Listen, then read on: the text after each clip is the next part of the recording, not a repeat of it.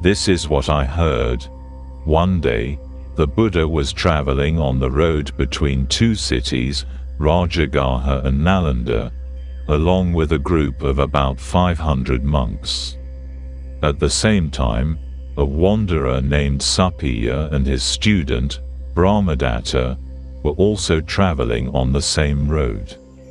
While they walked, Suppiya criticized the Buddha, the Dhamma, his teachings, and the Sangha, his community of monks. But his student, Brahmadatta, praised the Buddha, the Dhamma, and the Sangha. The teacher and student argued with each other as they followed behind the Buddha and the monks. That evening, the Buddha and the monks stopped at a royal rest house in a garden called Ambalathika to spend the night. Suppiya and Brahmadatta also stayed there. Even at night, Suppiya continued to speak badly about the Buddha, the Dhamma, and the Sangha, while Brahmadatta defended and praised them. The two kept arguing with opposite views about the Buddha and his teachings. The next morning, some of the monks gathered in the pavilion, a meeting place. They talked about what had happened. It is amazing how the Buddha understands all kinds of people. Look at Suppiya, who speaks badly about the Buddha, the Dhamma, and the Sangha, while his own student, Brahmadatta, praises them so strongly. And they both walked behind the Buddha and the monks, arguing in completely opposite ways. While the monks were having this discussion, the Buddha came into the pavilion, sat down, and asked them, "What were you all talking about just now?" The monks replied, "This morning, Lord, we were talking about Suppiya and Brahmadatta. Suppiya criticized you, your teachings, and your monks, while Brahmadatta praised you. They argued strongly, even though they followed behind you. We were amazed at how you understand the differences in people's minds." This was the monks' discussion when the Buddha arrived.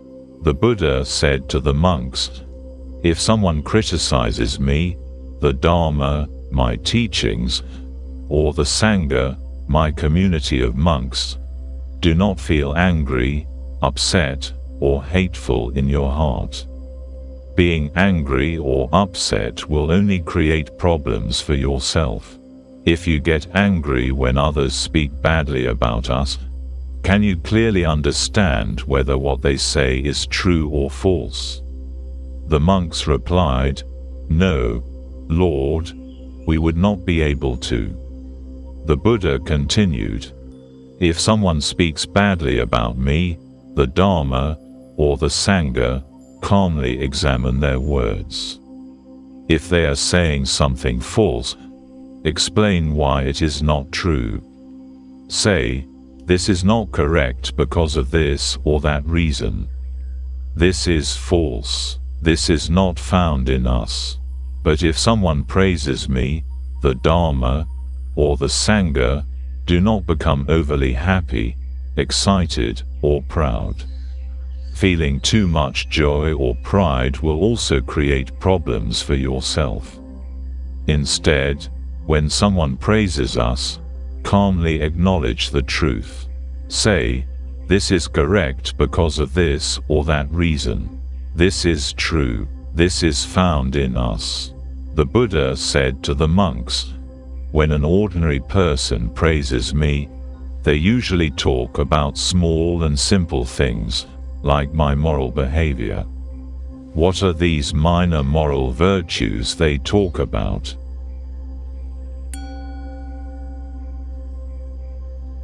They say, the Buddha does not kill or harm living beings. He has given up violence and weapons. He is kind, compassionate, and cares for the welfare of all creatures. They say, the Buddha does not steal or take anything that is not given. He accepts only what is freely offered and lives honestly. They say, the Buddha lives a pure life. He is celibate, avoiding sexual relationships and living far from such desires. They say, the Buddha does not lie. He speaks the truth, is trustworthy, and does not deceive anyone. They say, the Buddha does not cause fights by gossiping. He does not spread rumors to divide people. Instead, he brings people together, promotes friendship, and speaks words that create harmony. They say, the Buddha does not speak harshly. His words are kind, gentle, and pleasant, making people feel good and happy. They say, the Buddha does not waste time with meaningless talk. He speaks at the right time, says things that are true, helpful, and connected to goodness and the Dhamma. They say, the Buddha does not harm plants or seeds. They say, the Buddha eats only once a day, during the proper time. He avoids food at night and during inappropriate hours. They say, the Buddha does not dance, sing, or watch shows. He does not decorate himself with flowers, scents, or cosmetics. They say, the Buddha does not accept gold, silver, or wealth. They say, the Buddha does not accept raw grains, meat, animals, slaves, or land. He does not buy or sell, carry messages, or use dishonest weights and measures. They say, the Buddha does not harm others. He avoids acts like mutilation, imprisonment, theft, or violence. The Buddha said, these are the kinds of things an ordinary person mentions when they praise me. These are the small virtues they notice about my moral behavior. Or they might say, some honorable recluses and Brahmins, while living on food offered by kind followers, harm seed and plant life. They damage plants that grow from roots, stems, joints, buds, and seeds. But the recluse Buddha refrains from harming seed and plant life. Or they might say, some honorable recluses and Brahmins, while living on food offered by kind followers, use stored-up goods, such as food, drinks, garments, vehicles, bedding, perfumes, and other items. But the recluse Buddha refrains from using stored-up goods. Or they might say, some honorable recluses and Brahmins, while living on food offered by kind followers, attend unsuitable shows, such as dancing, singing, and instrumental music performances, theatrical plays, storytelling or legends, music made with hand clapping, cymbals, and drums, viewing pictures, acrobatics, animal fights involving elephants, horses, bulls, goats, or cocks, fighting sports like stick fights, boxing, and wrestling, or military parades. But the recluse Buddha refrains from attending these unsuitable shows. Or they might say, some honorable recluses and Brahmins, while living on food offered by kind followers, play games that lead to carelessness. But the recluse Buddha refrains from playing such games. Or they might say, some honorable recluses and Brahmins, while living on food offered by kind followers, use high and luxurious beds or seats, such as large couches, thrones with animal carvings, soft and colorful quilts, woolen blankets, embroidered or stuffed with cotton, beds with fine silk spreads or gems, dance hall carpets, or cushions and spreads with red decorations. But the recluse Buddha refrains from using high and luxurious beds or seats. Or they might say, some honorable recluses and Brahmins, while living on food offered by kind followers, use items to enhance their appearance, such as scented powders or oils, bathing in perfumes, massages, mirrors, jewelry, garlands, makeup, ornamental sticks, fans, or umbrellas, fancy footwear, headbands, or robes.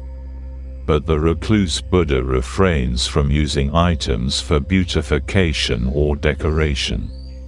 Or they might say, some recluses and Brahmins, while living on food offered by kind followers, engage in meaningless talk, such as gossip about kings, thieves, and government officials, discussions about armies, dangers, and wars, talk about food, drinks, clothes, and houses, talk about garlands, perfumes, relatives, vehicles, villages, towns, cities, and countries, talk about women and heroes, street gossip, or well-side chatter, talk about past events, aimless babble, or speculation about the world and the sea, talk about profit and loss.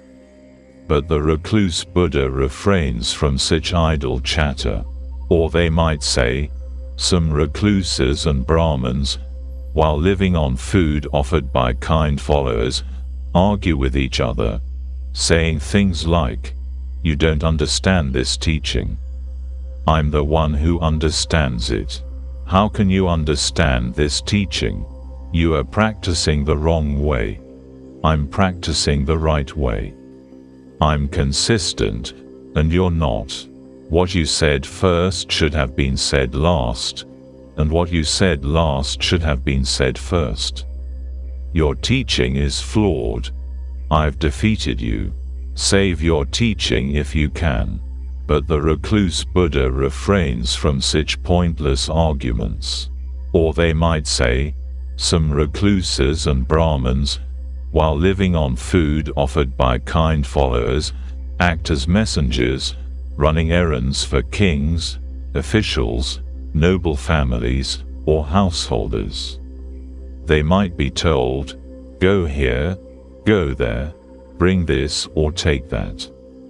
But the recluse Buddha refrains from such messenger tasks. Or they might say, some recluses and Brahmins, while living on food offered by kind followers, engage in scheming, hinting, putting others down, or trying to gain more wealth or possessions through manipulative behavior. But the recluse Buddha refrains from such conduct. It is in this way, monks, that a person would speak when praising the Buddha.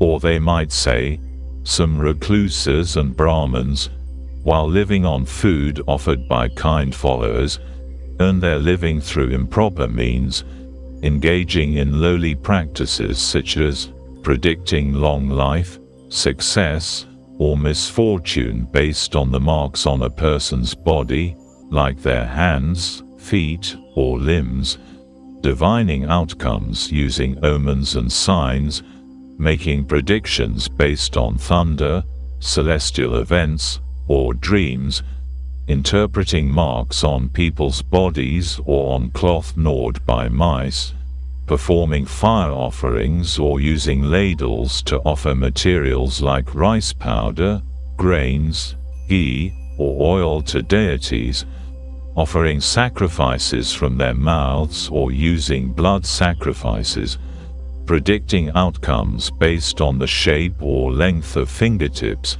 deciding if a location for a house or garden is good or bad, making predictions for government officials, using spells to control spirits or demons in cemeteries, using charms to treat people possessed by ghosts, performing rituals in earthen houses, practicing snakecraft, to cure snake bites or charm snakes, practicing poison craft to neutralize or create poisons, treating scorpion stings and rat bites with special charms, understanding the cries of birds and crows, foretelling the number of years a person will live, using charms to protect from arrows, or reciting spells to understand animal languages.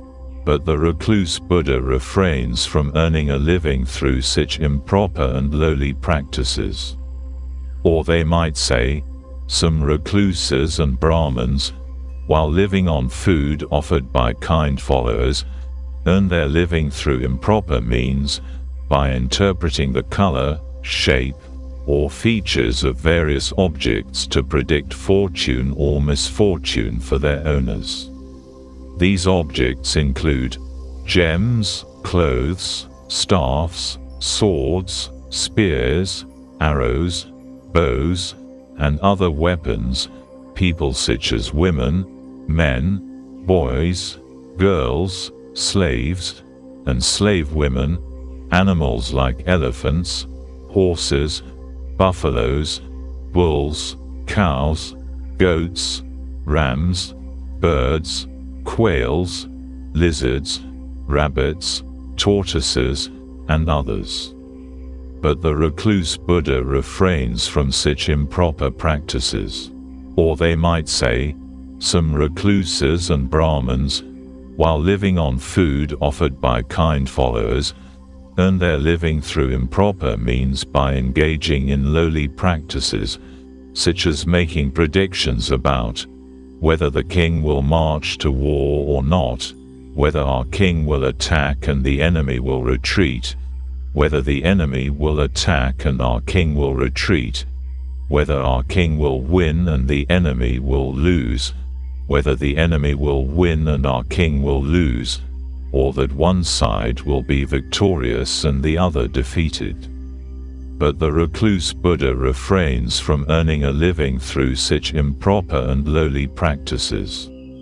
Or they might say, some recluses and Brahmins, while living on food offered by kind followers, earn their living through improper means by engaging in lowly practices, such as predicting an eclipse of the moon, sun, or stars, that the sun and moon will follow their proper courses, an irregular movement of the sun, moon, or stars, falling meteors, blazing skies, or earthquakes, unusual sounds from the earth, the rising, setting, darkening, or brightening of the moon, sun, or stars, and the results of these events. But the recluse Buddha refrains from earning a living through such improper and lowly practices. Or they might say, some recluses and Brahmins, while living on food offered by kind followers, earn their living through improper means by engaging in lowly practices, such as predicting heavy rainfall or drought, a good harvest or famine, safety or danger, illness or health, or by practicing accounting, calculations, composing poetry, or speculating about the world. But the recluse Buddha refrains from earning a living through such improper and lowly practices.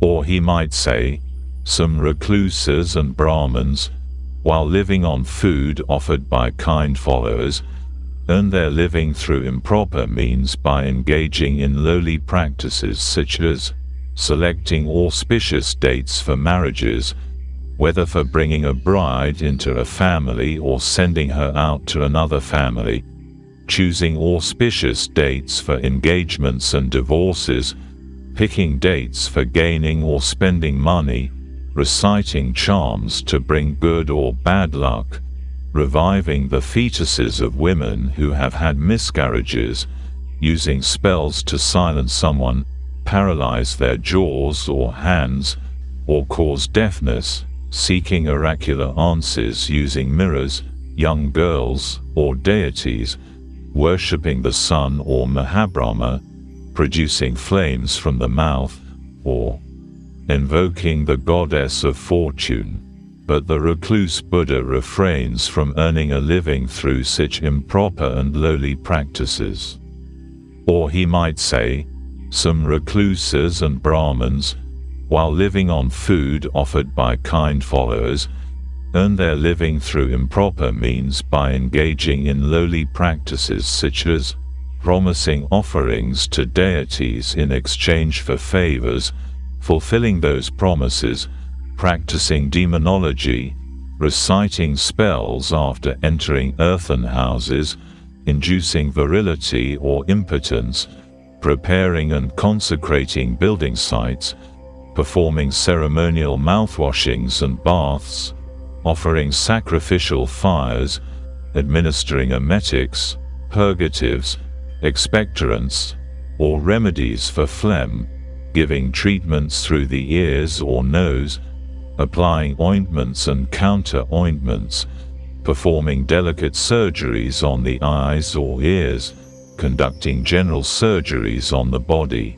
acting as a children's doctor, using medicinal roots, or applying medicinal herbs. But the recluse Buddha refrains from earning a living through such improper and lowly practices. These, monks, are the small and insignificant matters, minor aspects of moral conduct, that a worldling might mention when speaking in praise of the Buddha. There are, monks, other truths that are profound, challenging to see and understand, peaceful and sublime, beyond the reach of ordinary reasoning, subtle, and graspable only by the wise.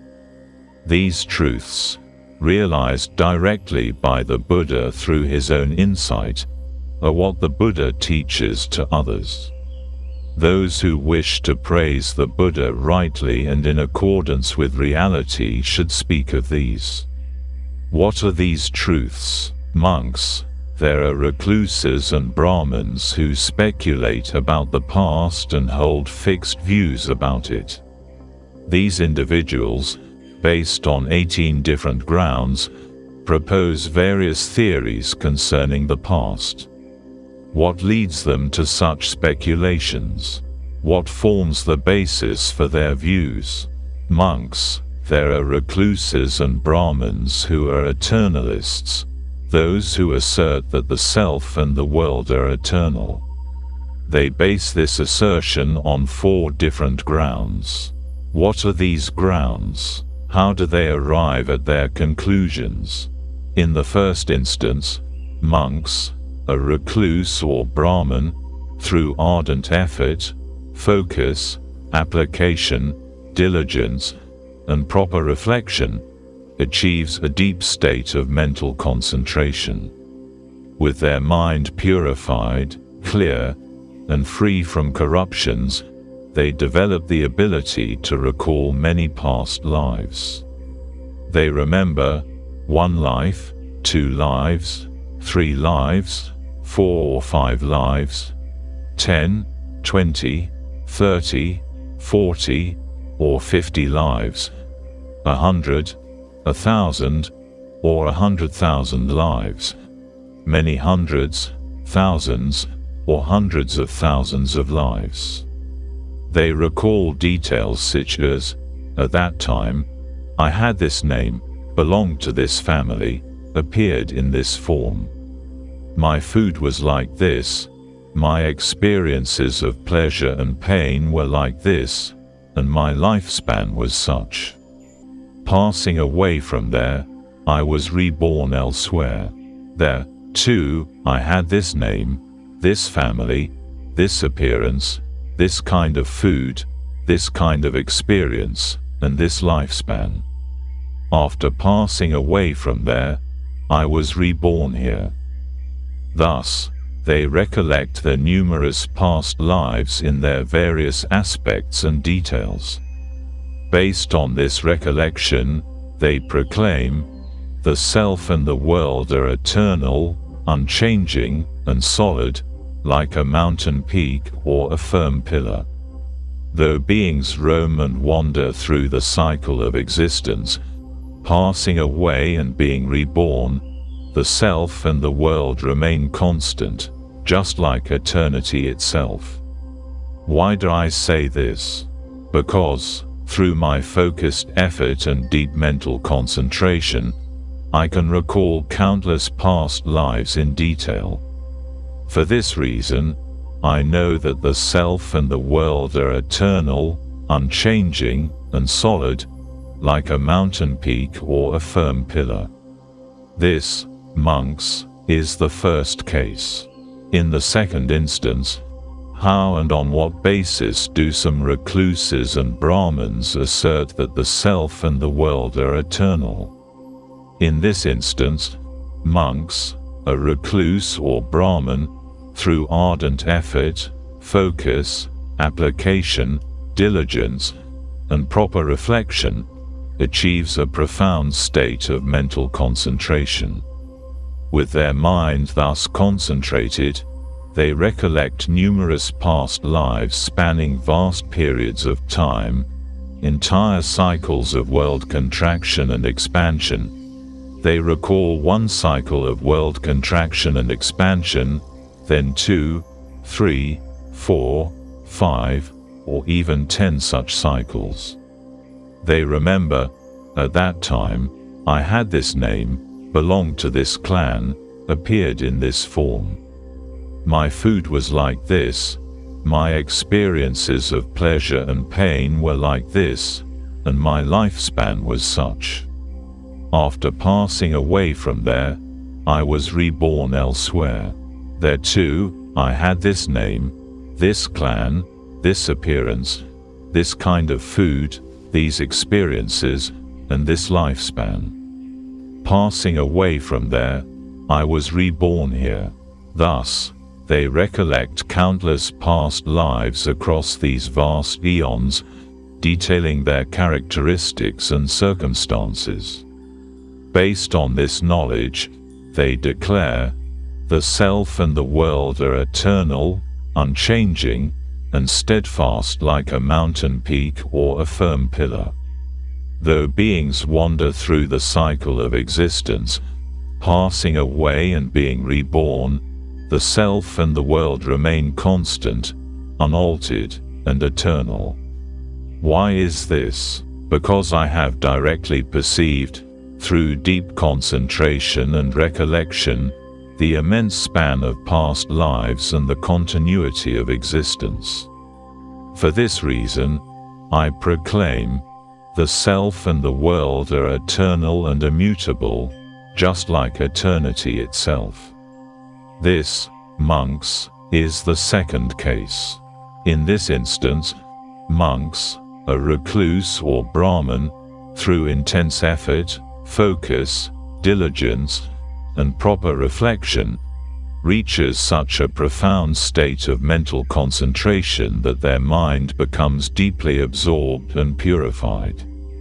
With this concentrated mind, they are able to recall countless past lives spanning vast periods of time. They recollect their experiences throughout 10 cycles of world contraction and expansion, then 20, 30, or even 40 such cycles.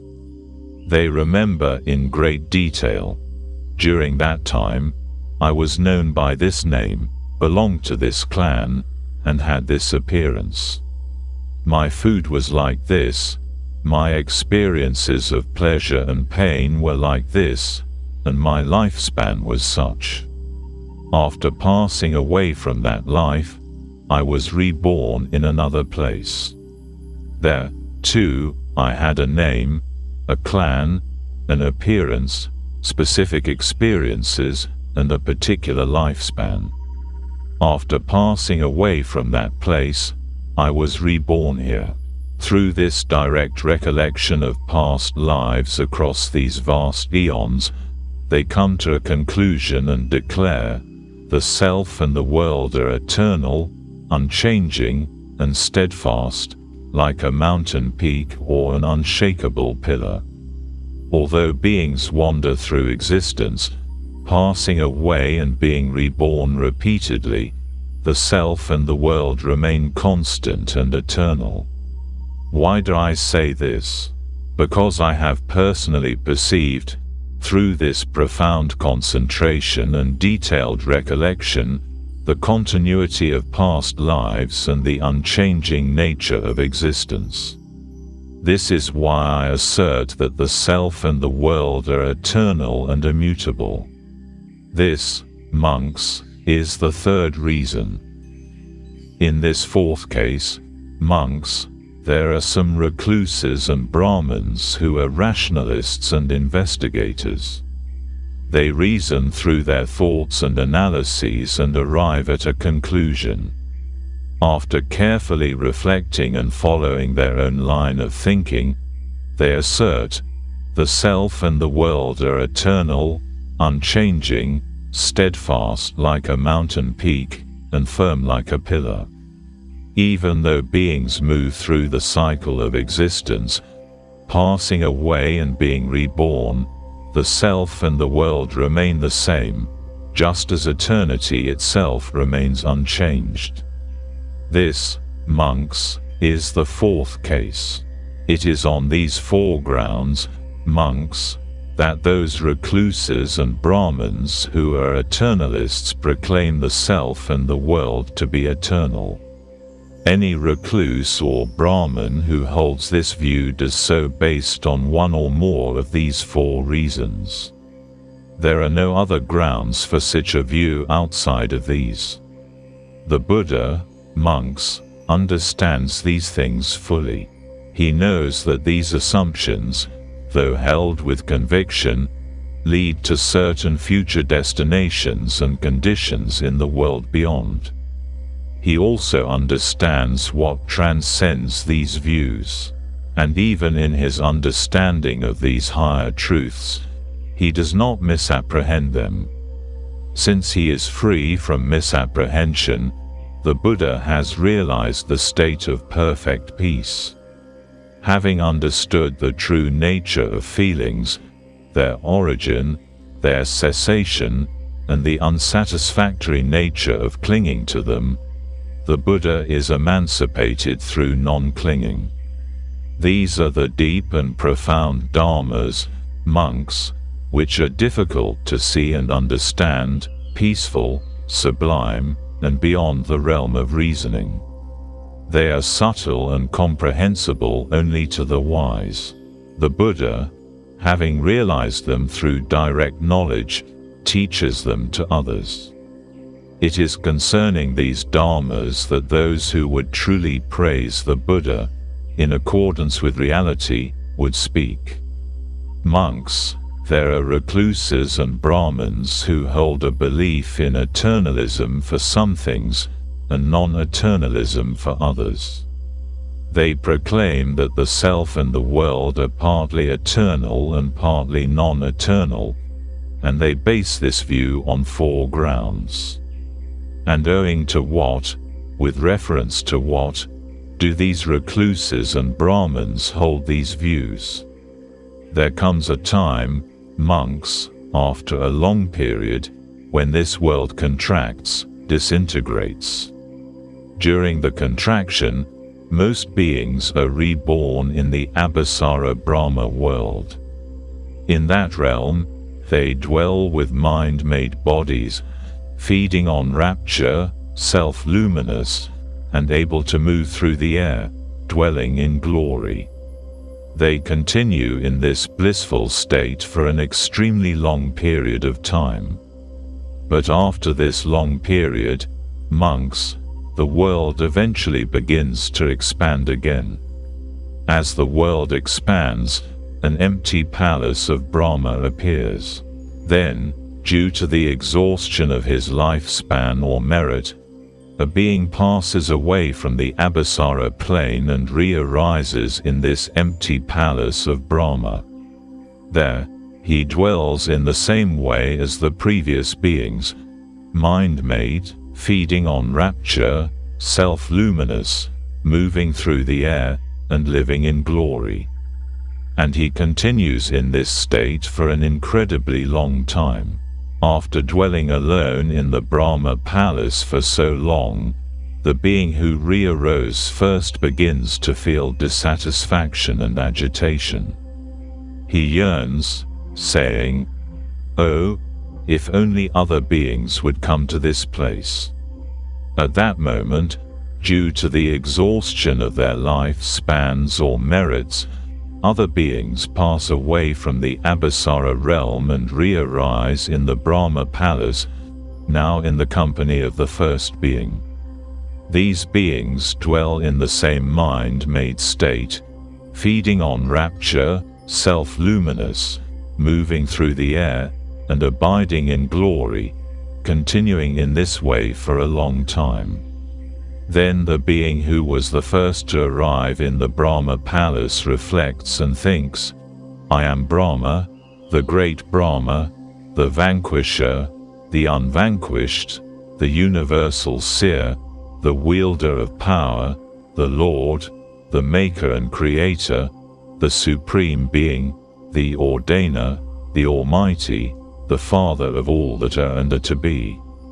These beings have been created by me. What is the reason? Because first I made the wish, oh, that other beings might come to this place. And after making this resolution, these beings have now arrived." The beings who arrived after him also think to themselves, "This must be Brahma, the great Brahma, the vanquisher, the unvanquished, the universal seer, the wielder of power, the Lord, the maker and creator, the supreme being, the ordainer, the Almighty, the Father of all that are and are to be. And we have been created by him. What is the reason? Because we see that he was here first, and we appeared here after him. There is a being who, after being reborn in the Brahma realm, possesses longer life, greater beauty, and more authority than the beings who come after him. After passing away from this plane, this being is reborn in the human world and, through diligent effort and concentration, recalls his previous life in the Brahma realm, but not any prior existence.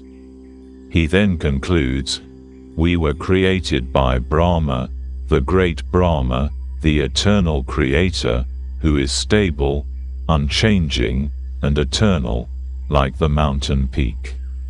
However, we who were created by him are impermanent, unstable, short-lived, and bound to perish. There are gods known as corrupted by play, who indulge excessively in laughter and play, which leads them to forget their true nature. When they forget, they eventually pass away from their realm. After their passing, they are reborn in the human world. Upon going forth from home to homelessness, they achieve concentration and recollect their previous life in the play realm but cannot recall earlier lives. They think, the gods who do not indulge in excessive play remain stable and eternal, while we, who were corrupted by play, became forgetful and passed away. Now we are impermanent, unstable, short-lived, and doomed to perish. There are gods who are corrupted by mind, who harbor excessive envy toward each other, causing their minds to become filled with anger. This corruption exhausts them and causes them to pass away from that plane. After their passing, they are reborn in the human world. Through effort and concentration, they recall their previous life in the realm of the corrupted gods but no earlier lives. They think, the gods who do not harbor envy or anger remain stable and eternal, while we, who were corrupted by mind, became exhausted and passed away. Now we are impermanent, unstable, short-lived, and doomed to perish. In this case, Some recluses and Brahmins declare that they have reasoned and investigated, coming to the conclusion that some aspects of existence are impermanent, while others are permanent. Specifically, they assert the eye, ear, nose, tongue, and body, the 5 physical senses, are impermanent, unstable, non-eternal, and subject to change. These physical elements are seen as transient and subject to decay. The mind, citta, mentality, mano, and consciousness, vijnana, are viewed as permanent, stable, eternal, and unchanging. According to their reasoning, the mental and conscious aspects of self remain constant, unlike the physical senses. Thus, these recluses and Brahmins conclude that while the physical body is impermanent, the mind or consciousness is eternal and unchanging. This view forms their understanding of partial eternalism, where some aspects of self and the world are believed to be eternal, while others are not. The Buddha understands these views as misunderstandings. He knows that these views, while they may appear logical from a limited perspective, are ultimately flawed and lead to misapprehension about the nature of self and the world. The Buddha also comprehends the true nature of feelings, their origin, passing away, satisfaction, unsatisfactoriness, and the escape from them. Because he is free from misapprehension and clinging, he has realized the state of perfect peace, transcending the confusion of partial eternalism. These deeper dharmas, those that are difficult to see, understand, and grasp through reasoning, are what the Buddha teaches with direct knowledge. They lead to liberation and perfect peace, beyond conventional views of permanence and impermanence. Monks, there are recluses and Brahmins who are extensionists, and who on 4 grounds proclaim the world to be finite or infinite. And owing to what, with reference to what, do these honorable recluses and Brahmins proclaim their views? In the first case, a recluse or Brahmin, through concentration and right reflection, perceives the world as finite and bounded. They assert, the world is finite and bounded. They base this view on their experience of concentrated meditation, where they perceive the world as limited in scope. They conclude that the world is finite because this is what their concentration reveals to them. In the second case, another recluse or Brahmin, through similar means, perceives the world as infinite. They assert, the world is infinite and boundless. This person perceives the world as boundless and infinite through their concentration. They reject the idea that the world is finite, claiming those who declare the world as finite are mistaken. They conclude the world is infinite because this is the perception they experienced in their concentrated state. In the third case, a recluse or Brahmin perceives the world in 2 different ways in different directions. The world is both finite and infinite. This individual perceives the world as finite in the upward and downward directions but infinite across. They argue that those who say the world is entirely finite or infinite are wrong because they have only seen one aspect of reality. Based on their concentration, they know the world is both finite and infinite. In the fourth case, a recluse or Brahmin takes a rationalist approach.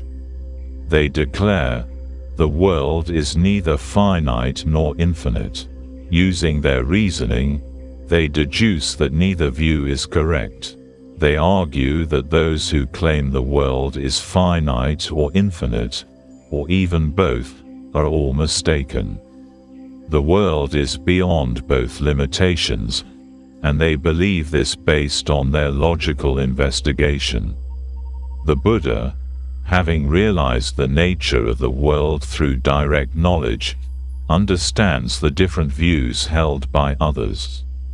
However, he does not get caught in these conceptual frameworks, understanding that these perspectives, while based on certain experiences or logical deductions, are ultimately incomplete and flawed. The Buddha's insights transcend these dualities of finitude and infinity, leading to a deeper, more profound realization of the nature of existence, one that is not bound by conceptual limitations.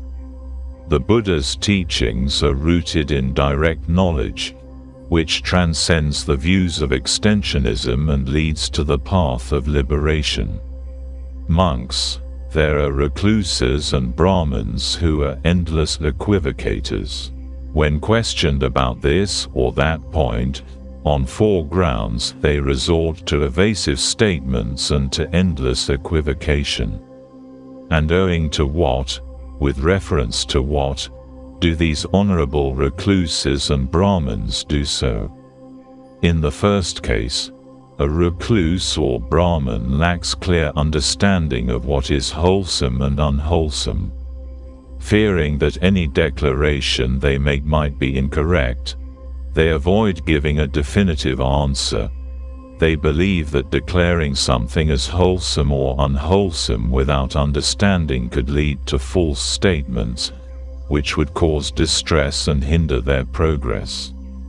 As a result, when questioned, they avoid committing to any viewpoint and instead say, "I do not take it thus, nor do I take it in that way, nor do I take it in some other way," essentially evading the question entirely. In the second case, the recluse or Brahmin also lacks understanding of what is wholesome or unwholesome but is particularly concerned about the potential arising of desire, lust, hatred, or aversion as a result of their declarations.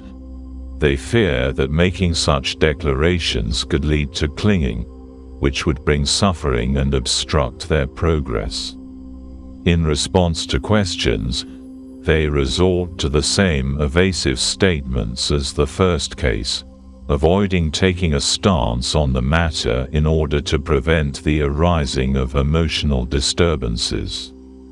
In the third case, the recluse or Brahmin is aware that there are other recluses and Brahmins who are wise and experienced in debate. They fear that, if they were to make a statement, they might be cross-examined and refuted by these knowledgeable individuals. They are afraid of being unable to defend their views in a debate, which would cause distress and hinder their progress. Thus, when questioned, they use evasive language to avoid any definitive stance, preferring to say, "I do not take it thus, nor do I take it in that way, nor do I take it in some other way." In the fourth case, the recluse or Brahmin is described as dull and ignorant. Due to their lack of understanding, they cannot provide clear answers to questions and resort to endless equivocation. The individual may be unable to comprehend or respond to questions about topics like the existence of another world, spontaneous rebirth, or the fruit of actions. Their dullness leads them to respond with vague, evasive statements, such as, "I do not take it thus, nor do I take it in that way, nor do I take it in some other way." When asked about specific questions, such as whether there is an afterlife, whether there are beings spontaneously reborn, or whether the Buddha exists after death, they continue to give evasive responses, avoiding any clear commitment to a position. The Buddha understands the reasons behind these evasive behaviors and the limitations of such approaches.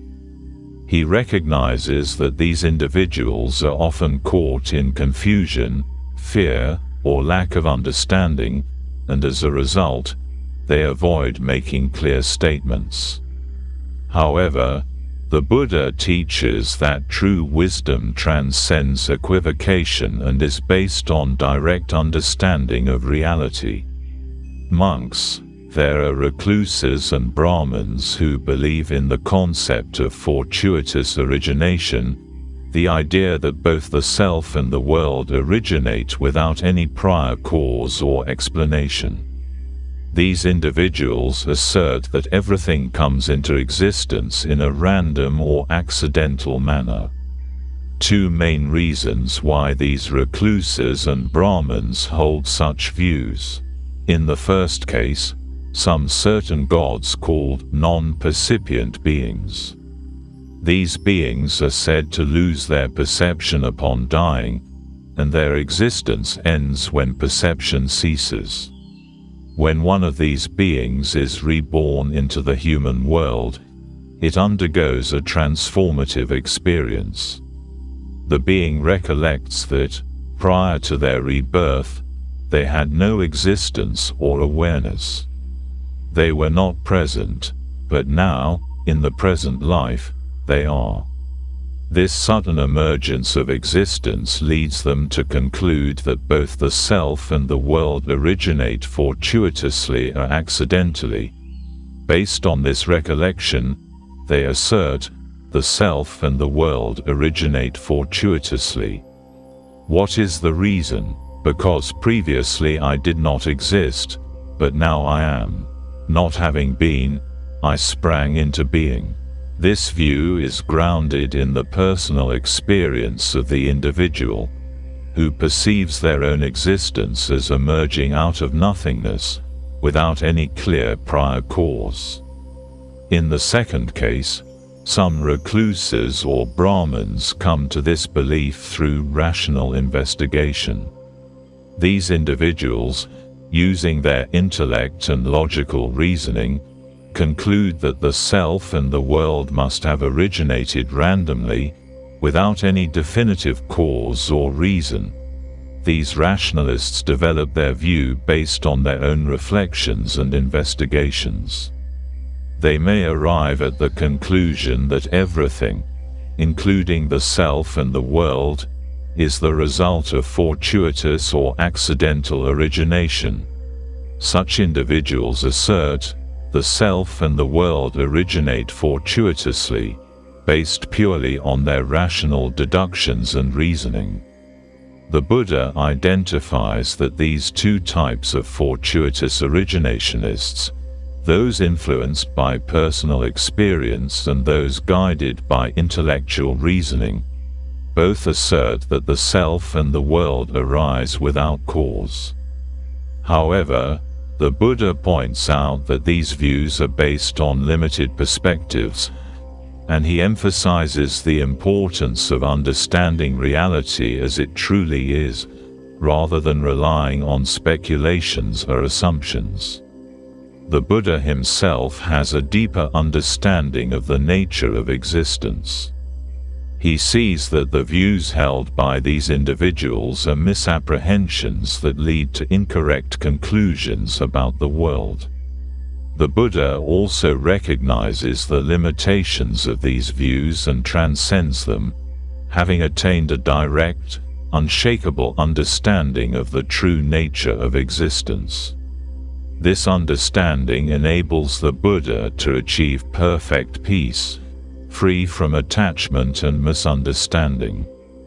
By transcending these views, the Buddha has reached a state of emancipation through non-clinging, where he is no longer caught in the web of mistaken beliefs and misapprehensions. The Buddha teaches that the Dhammas, truths, he reveals are profound and subtle. These teachings, which are difficult to grasp by reasoning alone, are comprehensible only to those with direct wisdom. It is through understanding these deep teachings that one can truly praise the Buddha, for his insight into reality goes beyond ordinary comprehension and reasoning. Thus, the Buddha's teachings are framed as the path to ultimate liberation, freeing one from the bondage of conceptual thinking and enabling the realization of true peace. Monks. There are recluses and Brahmins who speculate about the nature of existence after death, focusing on speculations about the future. These speculations revolve around two primary doctrines: percipient immortality and non-percipient immortality. The Buddha recognizes that these doctrines are based on theoretical, conceptual frameworks that are not grounded in direct insight into the nature of reality. The first group of speculators maintains a doctrine of percipient immortality, asserting that the self survives after death and retains perception or consciousness in some form. According to this view, the self continues to exist in the afterlife, and its state can be described by one of the following 16 possible grounds. Material. The self is composed of physical matter after death. Immaterial. The self is purely spiritual or non-material, both material and immaterial. The self is a combination of both physical and spiritual elements, neither material nor immaterial. The self is beyond both material and immaterial concepts. Finite. The self has a limited existence after death. Infinite. The self exists without boundaries or limitations, both finite and infinite. The self is both finite and infinite at the same time, neither finite nor infinite. The self transcends the concepts of being finite or infinite, of uniform perception. The self experiences perception in a consistent, unchanging way, of diversified perception. The self experiences perception in varied, changing ways, of limited perception. The self's perception is restricted or partial, of boundless perception. The self experiences unlimited perception, exclusively happy. The self experiences only happiness after death, exclusively miserable. The self experiences only misery after death, both happy and miserable. The self experiences both happiness and misery simultaneously, neither happy nor miserable. The self exists in a state beyond happiness and misery. These 16 grounds describe various speculations about the nature of the self after death, with a focus on the self's perception and experience in the afterlife. Those who hold to these views assert that the self continues to experience existence in some form, but the nature of that experience can vary greatly according to their speculations. The second group of speculators maintains a doctrine of non-percipient immortality, which asserts that the self survives after death but in a non-percipient state, meaning that the self has no awareness or consciousness. These recluses and Brahmins proclaim that the self continues to exist after death, but without perception. They describe the self in one of the following 8 possible ways. Material. The self continues to exist as a physical substance after death.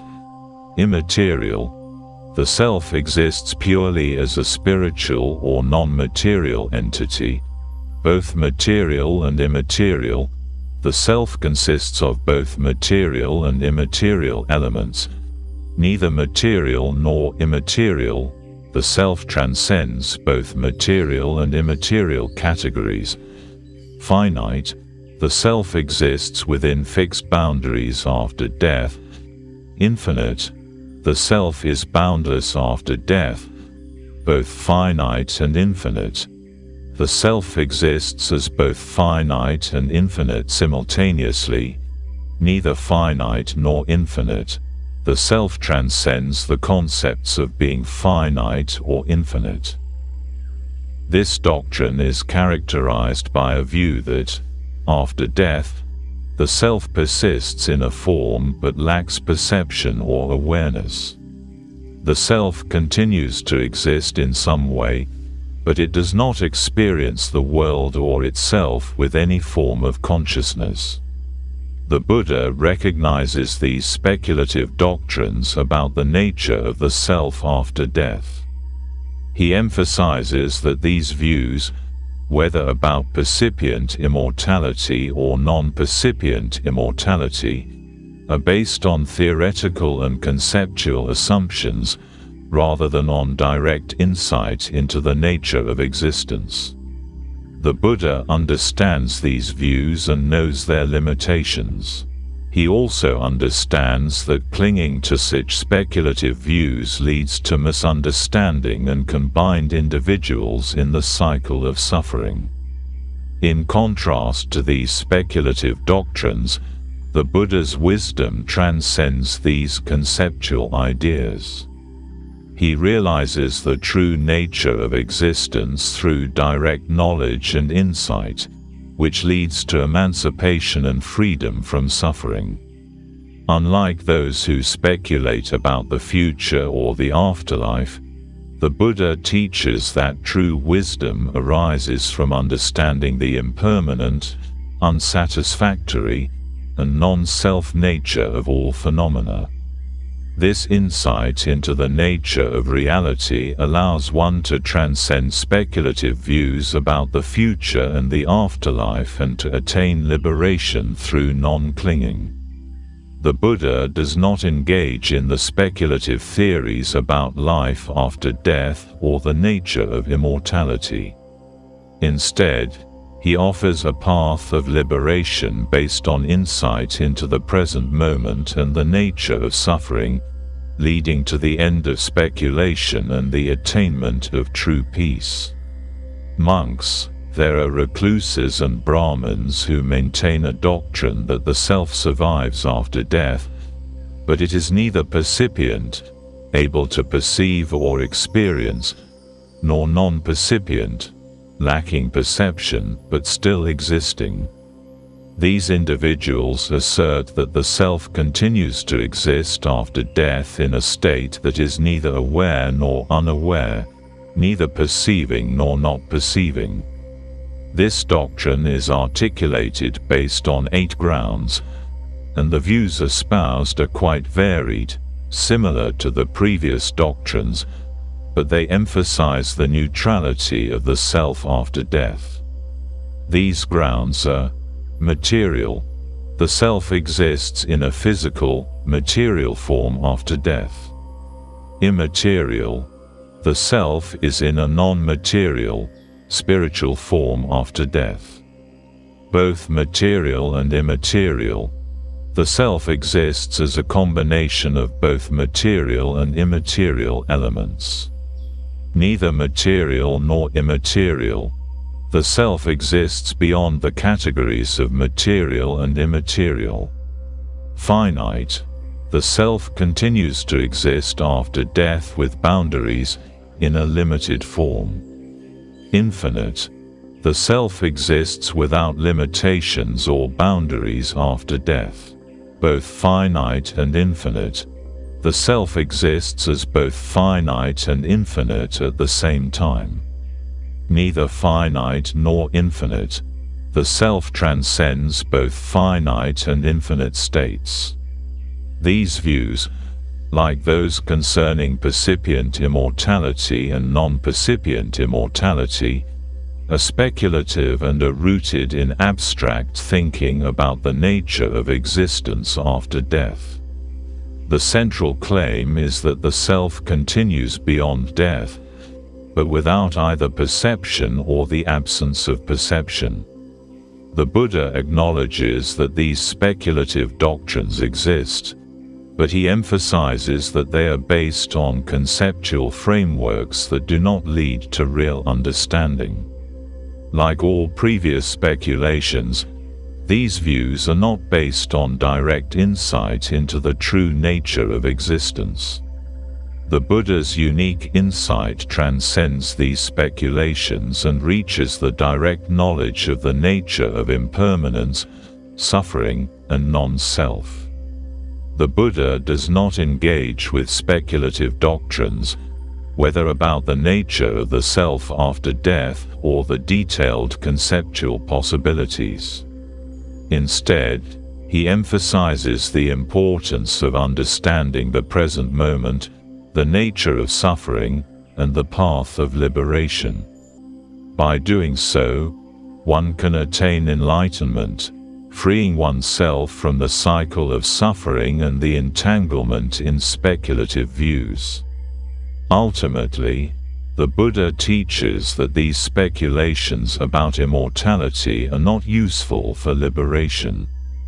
True wisdom lies in direct insight into the impermanent and unsatisfactory nature of existence, rather than engaging in abstract speculations about what happens after death. Through understanding the Four Noble Truths and following the Eightfold Path, one can end suffering and transcend the cycle of rebirth and death, without being caught in the confusion of speculative doctrines. Monks, there are recluses, and Brahmins are annihilationists, those who claim that the self or being is annihilated upon death. The annihilationists propose different explanations about the nature of the self and its ultimate destruction, asserting that the self is ultimately destroyed with the breakup of the body. These views attempt to categorize various forms of the self and the conditions under which it ceases to exist after death, emphasizing different stages of meditative or metaphysical development. These 7 grounds of annihilationism are: 1. Material self composed of the 4 primary elements. One view asserts that the self is material, composed of the 4 primary elements, earth, water, fire, air, and originates from the union of father and mother. When the body breaks up at death, this self is annihilated, ceasing to exist. 2. Divine self with material form. Another view proposes a divine self that has material form and pertains to the sense sphere, feeding on edible nutriment. This divine self also perishes with the breakup of the body, and thus is annihilated after death. 3. Mind-made divine self. A further view holds that there exists a mind-made divine self, which is complete in all its faculties and not destitute of any limbs or organs. While this self may be perceived during life, it is also destroyed with the body and does not survive death. 4. Self in the base of infinite space. Some annihilationists propose a self that exists in the base of infinite space, a state reached by surmounting perceptions of material form and diversity. This self is described as a form of consciousness where space is seen as infinite. After the death of the body, this self also meets its destruction and is annihilated. 5. Self in the base of infinite consciousness. Others maintain that there is a self that exists in the base of infinite consciousness, which is reached by transcending the base of infinite space. This form of consciousness is infinite and transcends ordinary experience. Yet, after death, this self too is destroyed. 6. Self in the base of nothingness. Another view is that there is a self that exists in the base of nothingness, a state of complete transcendence where all notions of existence and non-existence dissolve. This self, too, is destroyed upon death, with no survival after the breakup of the body. 7. Self in the base of neither perception nor non-perception.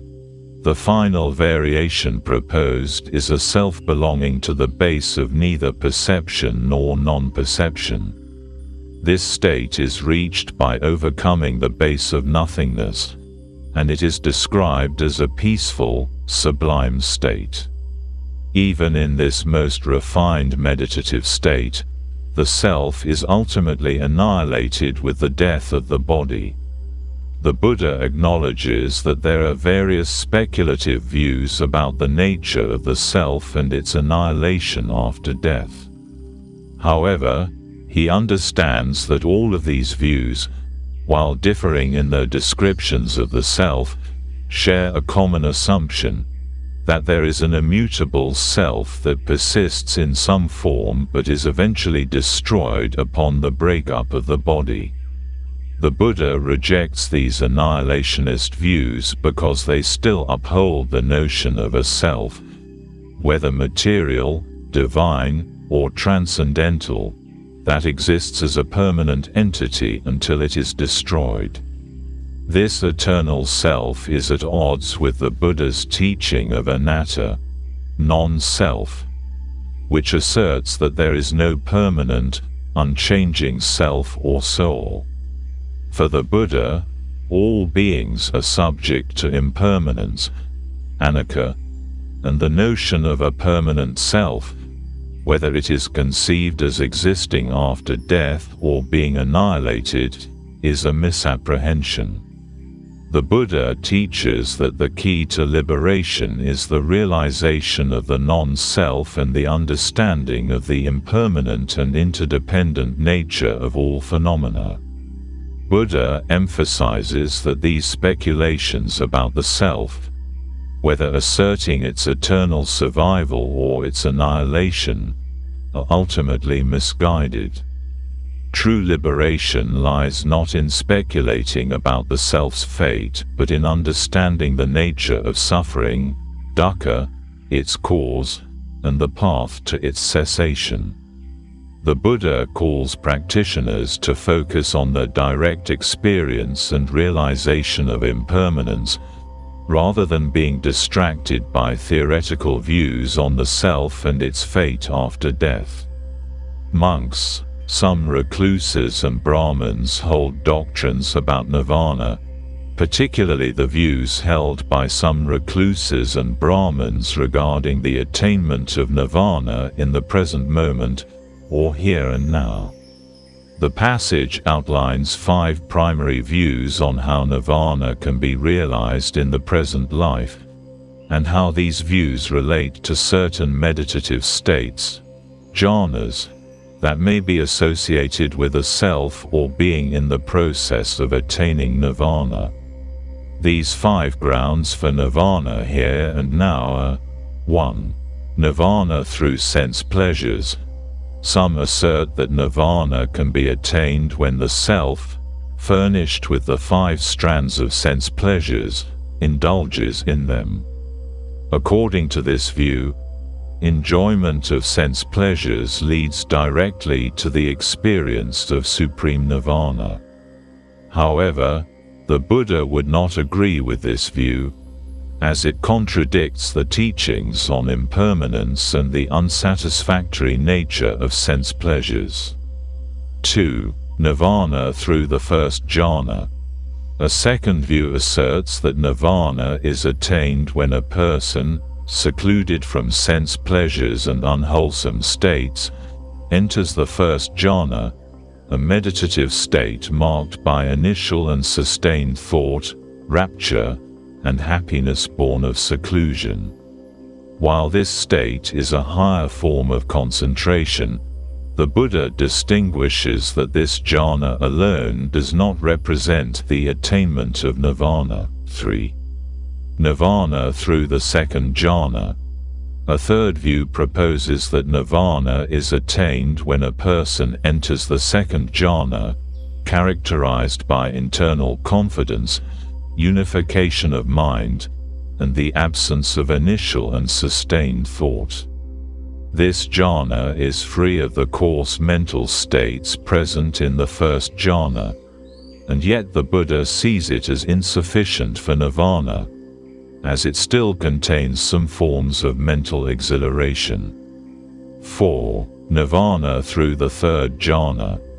Another view holds that nirvana is realized when one enters the third jhana, marked by equanimity, mindfulness, and happiness with the body. In this state, there is equanimity and mindfulness, and the person remains unaffected by fluctuations of joy and sorrow. While this state represents a refined form of meditation, it still falls short of full liberation according to the Buddha. 5. Nirvana through the fourth jhana. Finally, a fifth view asserts that nirvana is attained when one enters the fourth jhana, which is free from both pleasure and pain and marked by purification of mindfulness through equanimity. In this jhana, there is no lingering attachment to mental or emotional states, and the experience is one of deep equanimity. While this state represents a high level of meditative attainment, the Buddha would say that nirvana transcends even this state, since it is not dependent on any specific mental state or jhana. The Buddha acknowledges these views but points out that true nirvana cannot be identified with any of these meditative states or concepts. While these jhanas are important steps in meditation, nirvana is not a particular state of mind, but rather a freedom from clinging and misapprehension about the self and the world. It is the understanding of impermanence, suffering, and non-self that leads to true liberation, not the mere attainment of a particular state of concentration or mental clarity. The Buddha stresses that those who praise him in accordance with reality will recognize that nirvana transcends these theoretical views. Nirvana is not a mere concept or a destination that can be reached through mental states, but is an awareness of the true nature of existence, free from attachment, clinging, and suffering. The Buddha also addresses speculations about the past and future that are common among other recluses and Brahmins. Some people engage in speculative theorizing about the past, the origin of beings, or the future, what happens after death, which leads to the assertion of 62 different theoretical views. These views are also rooted in misapprehension and lead to further suffering. The Buddha understands that such views are speculative and do not lead to the realization of the truth. Rather, true liberation lies in transcending such conceptual theories. Nirvana is not a mental state. Nirvana is not to be confused with a specific meditative state, like a jhana, or the cessation of mental states. It is a realization of impermanence, suffering, and non-self that leads to liberation. The Buddha emphasizes that liberation transcends theoretical concepts and is realized through direct knowledge and non-clinging. Because the Buddha is free from all misapprehension, he has realized the state of perfect peace, nirvana, and emancipation. Monks, some recluses and Brahmins may propose various ways of reaching nirvana. These views are all rooted in misunderstanding. True nirvana is beyond conceptual theorizing and meditative attainments. It is a state of liberation that arises from understanding the true nature of suffering and the self, and it is achieved through non-clinging to any views or states. The Buddha's path offers the only way to transcend the conceptual views of others and realize nirvana as it truly is. Amongst these views are based on ignorance and craving, and thus lead to agitation and vacillation rather than to true understanding or liberation. Some recluses and Brahmins assert that the self and the world are eternal. This view arises from ignorance and is the result of craving, not understanding the impermanent and dependent nature of existence. Eternalism denies the impermanence of the self and the world, and this view causes mental agitation and disturbance, keeping one bound to craving. There are others who propose that some aspects of the self or the world are eternal, while others are non-eternal. Again, this view is ignorant and driven by craving, leading to confusion and mental restlessness. Some propose that the world is either finite or infinite in size. These views are also speculative, and while they may seem to offer a sense of certainty, they are not grounded in true understanding of the nature of the world or the self. These speculative theories are dismissed by the Buddha as contributing to agitation and vacillation, as they are not based on insight into the true nature of reality. Some recluses and Brahmins engage in evasive statements and endless equivocation when questioned about these speculative views. This indicates that these individuals are caught in mental confusion and unresolved doubts, which are again attributed to ignorance and craving. Certain recluses and Brahmins assert that the self and the world originate fortuitously or happen by chance. The Buddha rejects this idea, emphasizing that the nature of existence arises from causes and conditions, and is not random. To claim fortuitous origination is also based on misunderstanding the nature of dependent origination. Some recluses and Brahmins speculate about the past and assert settled views about it. The Buddha mentions 18 grounds on which such theories are based. Such views about the past are seen as conceptual theories that only lead to further confusion. They do not bring about the realization of the true nature of reality, which the Buddha teaches. Several groups assert different views about the immortality of the self after death. Percipient immortality. Some claim that the self survives death, continuing to perceive. Non-percipient immortality. Others propose that the self survives death but without perception. Neither percipient nor non-percipient immortality. Some maintain that the self survives but is neither percipient nor non-percipient. These views are also speculative and not based on direct knowledge of the nature of the self or death. They arise from ignorance, and their proponents are caught in craving and confusion. Some believe that the self is completely annihilated after death. This view is also rejected by the Buddha as another form of misapprehension, rooted in ignorance and attachment to conceptual views.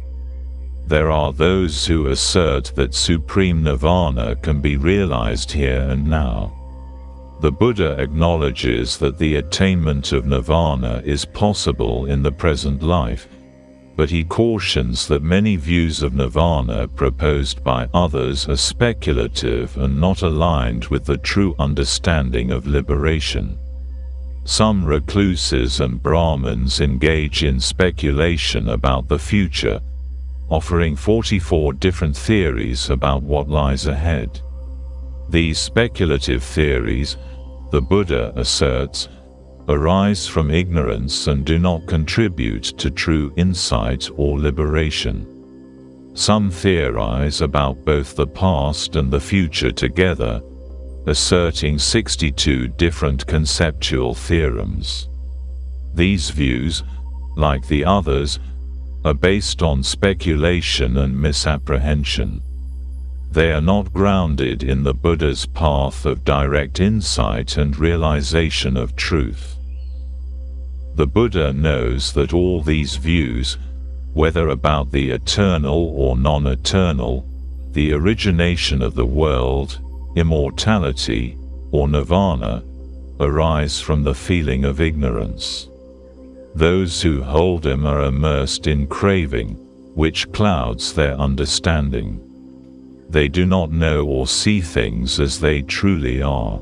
The Buddha teaches that true liberation is found by transcending these conceptual views and realizing the nature of existence directly, through the practices of mindfulness, wisdom, and insight into impermanence, suffering, and non-self. Speculative views, whether concerning the self, the world, or nirvana, all lead to confusion and are rooted in ignorance and craving. To break free from such speculation and attain liberation, one must engage in direct realization of the true nature of existence, free from attachment to theories, and grounded in wisdom. The Buddha's path is not about adhering to conceptual views, but about seeing reality as it truly is, transcending all such speculative positions. All of these views, whether they concern the eternal nature of the self, the origin of the world, immortality, nirvana, or the future, are conditioned by contact, by sensory experience, conceptual thinking, and mental constructions. Contact, phassa, refers to the meeting of the sense bases, e.g., the eye, ear, nose, tongue, body, mind, with their respective objects, e.g., sights, sounds, smells, tastes, touch, thoughts. All views and theories are grounded in sensory experience and conceptual interpretation. The sense of permanence, immortality, origination, annihilation, or nirvana is experienced through contact with these mental constructs and perceptions.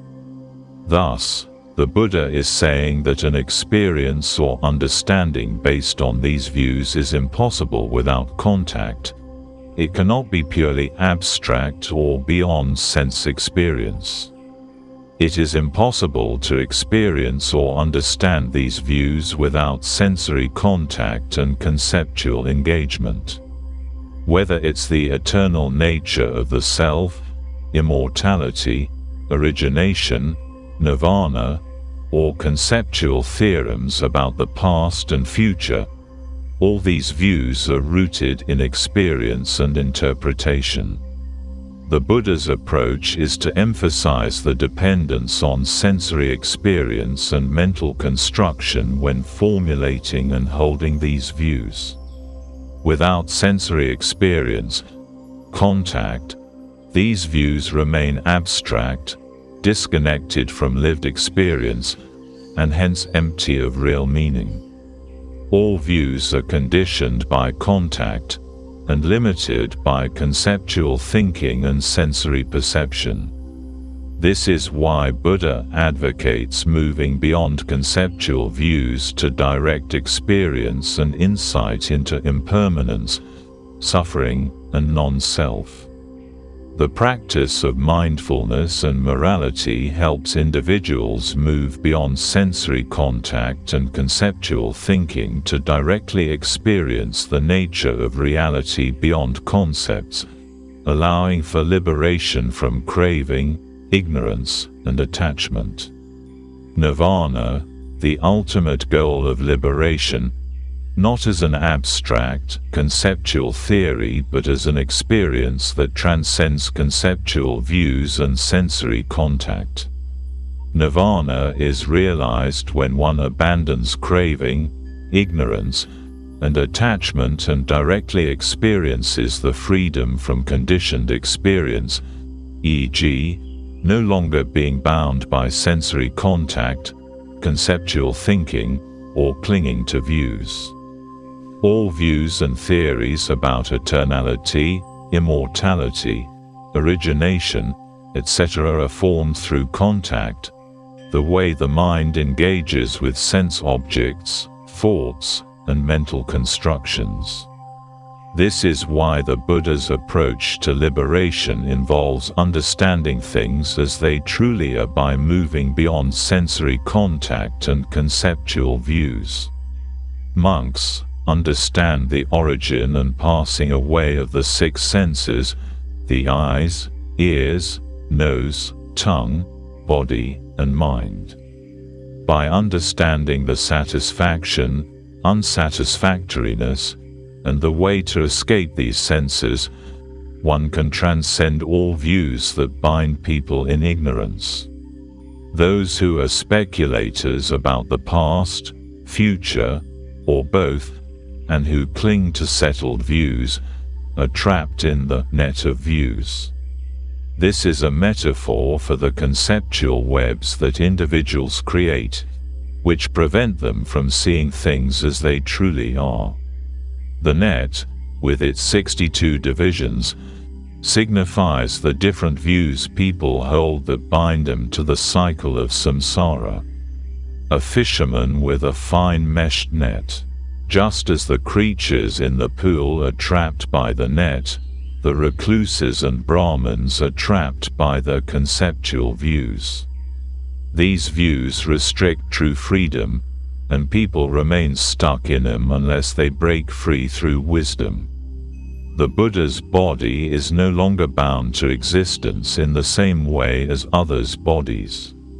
Once his body disintegrates and the life faculty ceases, he will no longer be visible to humans or gods.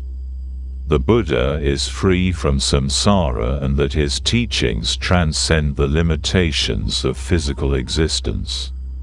Buddha's body is just like the stalk of a bunch of mangoes. Once the stalk is cut, the mangoes follow the same fate.